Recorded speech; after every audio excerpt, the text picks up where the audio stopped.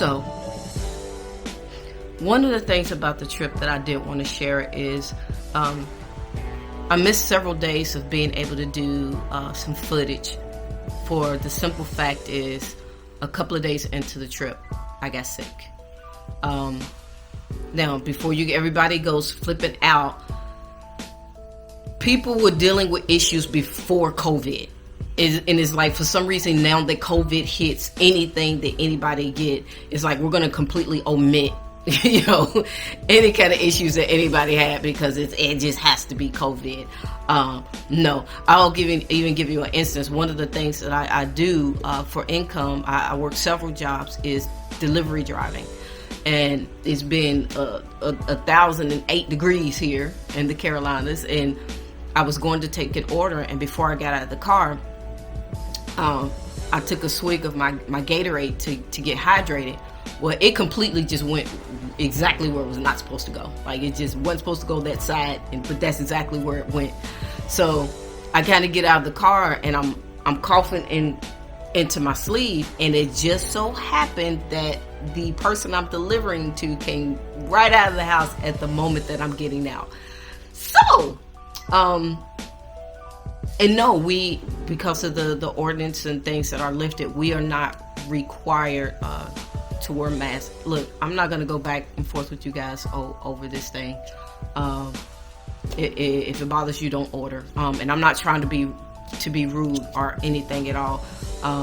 Me getting in and out of the heat and just sometimes, like, I'm sweating, I'm perspiring, having that mask on, even though, yes, I believe in protecting the people that I'm serving and even protecting myself. But there's levels to that for me. Health-wise, I'm good.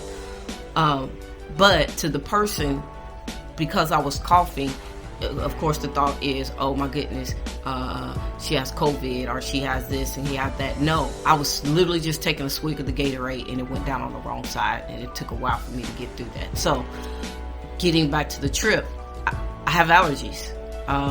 Those of you who are close friends of mine, you guys know I have allergies. Like a pet could set it off, or if I walk in and there's like this heavy musty smell, my sinuses, they'll start swelling up. And I felt this when I got to Alaska on day 2. So my sinus passages began to swell, and we were high up in the mountain, and it's just a mixture of the altitude. So by day 3, I could barely breathe. I'm breathing through my mouth. Just not feeling well at all. It just spiked the whole deal of things. No, it was not COVID.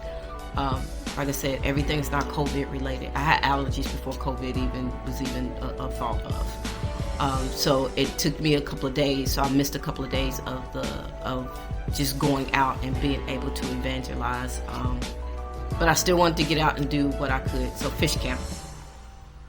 Fish camp is a place where during this time of year in Alaska, all the salmon and stuff are swimming, and not just salmon, but other fish. And this is the time of year where Alaskans stock up food for their family. Like, a lot of times we're just like, fishing is just a leisurely thing. No, this is the time of year where they stock up for their family. So there's just these kayaks and canoes and these small boats just coming and going, and they're going down into the ravine, but you still have about 3/4 of the mile to get down this small little stream to get out to where it opens up to where you can catch the fish.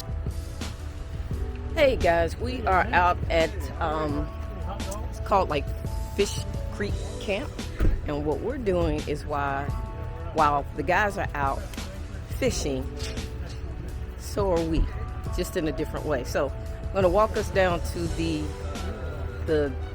I guess the loading unloading dock, where some of them are catching like these real big salmon.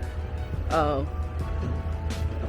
think my dad will probably love this. Like, this would be like wonderful for him if he was here. And surprisingly, the weather's not bad. So tell you what, let me turn this around so you can get a good look-see of all the activity.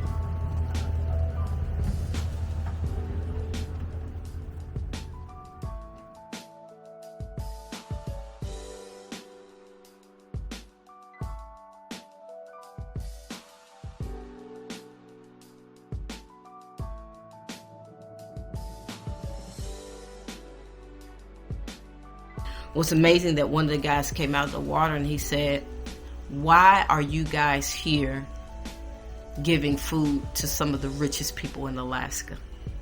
And I love that question. And Reverend Paul, shout out to Reverend Paul, he is the coordinator for the group. And we had about 9 different churches there represented. I want to say it was more than that. But he said, because even in the midst of being rich, you still need God, and God still loves you. That's what it's about. You know, it's about in everything that we do, sharing God's love and being, we talked about being a representation of who he is. We talked about that. So I pray that you enjoy some of the clips and some of the photos.